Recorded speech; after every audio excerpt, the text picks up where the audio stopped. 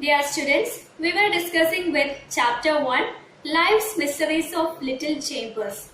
Today, we shall discuss on the topics the structure of plant cell and the different parts of plant cell, and then we shall discuss about the stages of development of cell biology. First, we shall learn about the structure of plant cell. Now, look at this diagram. This is the entire structure of plant cell. Now, some of the parts of this plant cell is already familiar for you. Here you can see many parts are labeled, but some of the parts are familiar for you, which you have already studied in lower classes. Which are they? Yes, nucleus. You are already familiar with the term nucleus. Then, yes, cytoplasm. Then you are also familiar with cell membrane.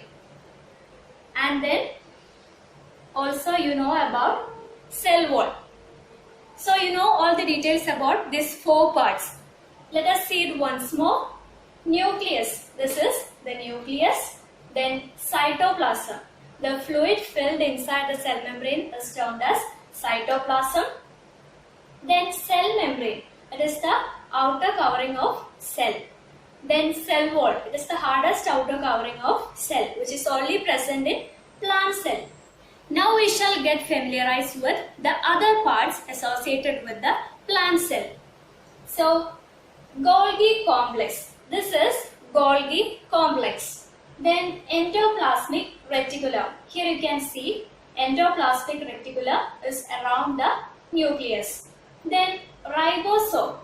Together with endoplasmic reticulum, you can see ribosomes. Then vacuole. This is vacuole. And then mitochondrion. Here you can see mitochondrion. Now we shall discuss about the details of the different cell organelles present in plant cell. So first we shall discuss about mitochondrion. So this is mitochondrion. This mitochondrion is known as the powerhouse of cell.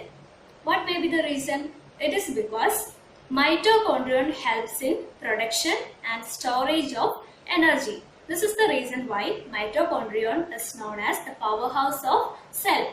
Then the mitochondrion is seen larger number in the cells of liver, muscles, brain, etc. Do you know what is the reason why mitochondrion is seen abundantly in the cells of liver, brain and muscle?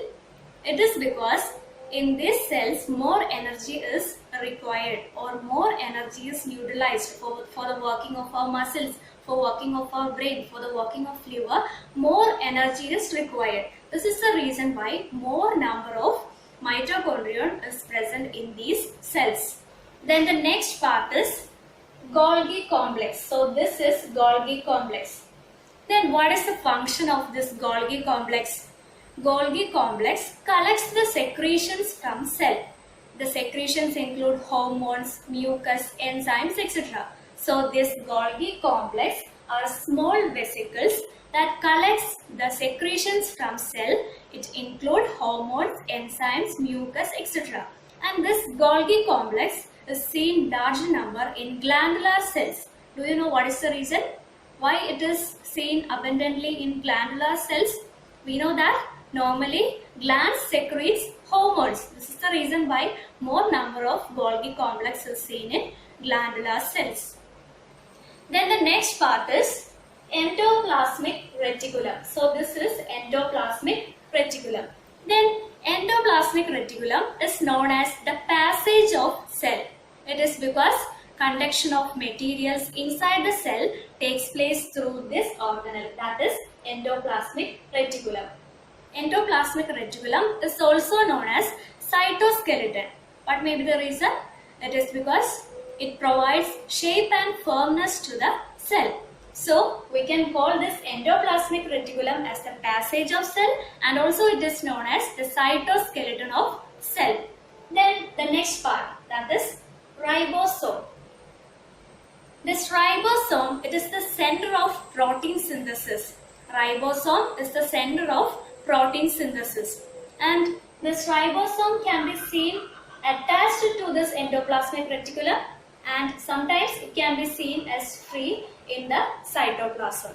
And the last part is vacuole. So here you can see an outer membrane around this vacuole, and this membrane is termed as tonoplast. And what is the function of this vacuole?